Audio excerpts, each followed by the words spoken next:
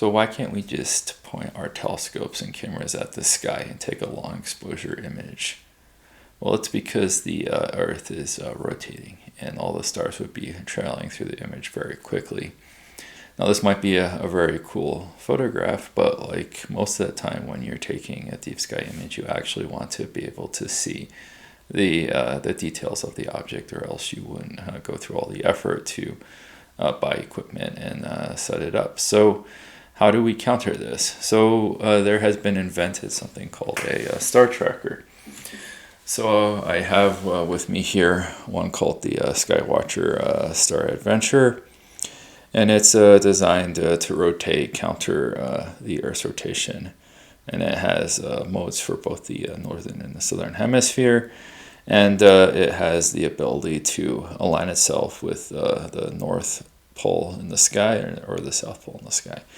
So in the North Pole, right, Polaris is the North Star, right, that almost everyone is familiar with. But what most people are not familiar with is that Polaris is actually not directly north. It's slightly offset, so it actually rotates around the north point in the sky.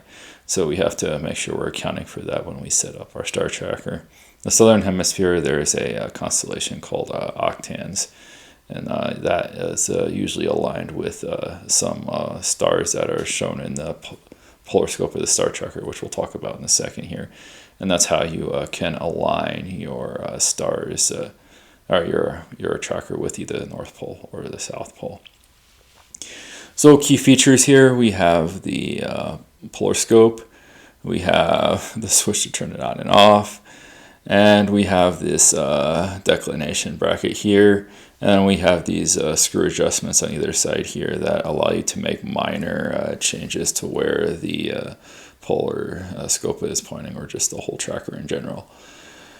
So yeah, so those are the key features. So one thing to note is that when you look through this polar scope, you see a few things. You see something called a polar clock, and you see the outline for the constellation Octans as well, so that you're able to polar align in the southern hemisphere.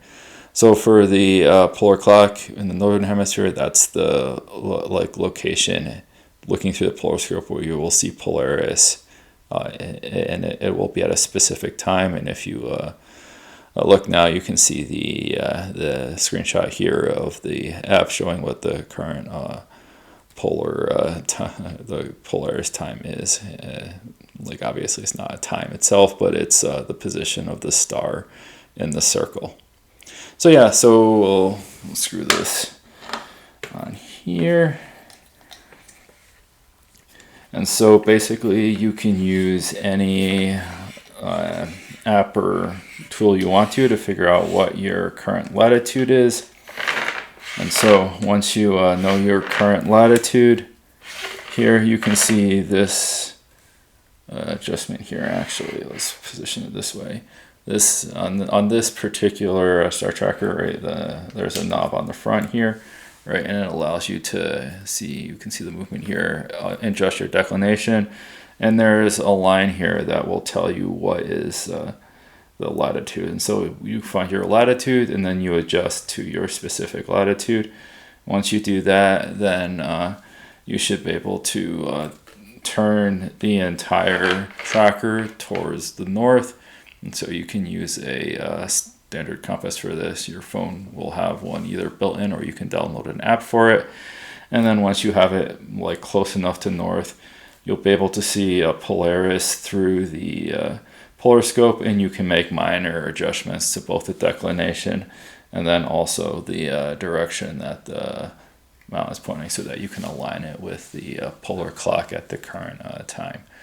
So that's how you set up your star tracker here. So there is one tool that can help you here.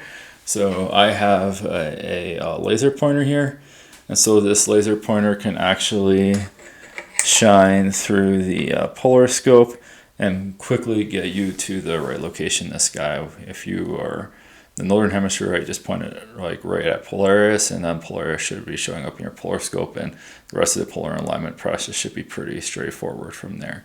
Southern hemisphere might be a little bit trickier, but you should still be able to get a good approximation. So yeah, now let's talk a little bit about how you would use this tracker beyond once you have it actually set up. So once it's set up, the mount is running, you are rotating opposite the Earth's rotation.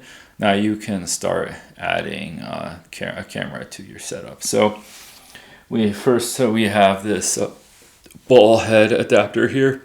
So this ball head adapter just slides into the clamp here like this. And once you've done that, then you can screw on any standard ball head. I just have one here. This is, it has a 3/8 thread on the bottom here. And you screw it in, and then you should be able to adapt any camera to this. So I'm not going to demonstrate it here, but that's how the ball head adapter works. And for most deep sky purposes, the ball head adapter is probably not your best option because it has no balancing counterweight. So the weight of this will move the star tracker around, and you might not get a very good tracking with this, and your polar alignment might be off a little bit, and then you get a poor quality of data, right? Basically, the whole thing moves around maybe, or it's off, and you see star trailing in your images, which you really don't want. So one option to fix that is a counterweight system like this one right here. And so that came when this particular one came with this star tracker, and you can just screw that one in here like this, and then you can attach your camera here like so. And then once the whole thing is attached, you want to balance this, so you can loosen this here. You can see we're very unbalanced in this direction. So let's move this back here, still unbalanced. Still unbalanced. We might have to move the whole thing. Something like this, right? So this is like basically perfectly balanced. It doesn't move when I just leave it there. So then we can tighten this adjustment here. And now that we have this set up here, right, we are ready to start taking images. So we would need to have a intervalometer if we're taking pictures with a standard DSLR camera. So I have a intervalometer here. This is just one of many that are out there. So basically what you do is you attach this to your camera here like so. And then you basically set up to take exposures that are longer than what your camera is capable of taking. So if you wanted to take a 2-minute or a 3-minute exposure with your camera, most cameras will not allow that. So you need an external device to control your camera. So you'll probably have to go through the specific settings for your camera manufacturer and understand what changes you need to make in order to take these long exposures. But yeah, once you've got this set up, you just configure your device and you let it run, and the tracker will keep the camera pointing in the direction of whatever target you're trying to capture. So yeah, so basically this is how one would set up a basic star tracker here, and this would allow you to take some images, possibly up to even 3-minute exposures.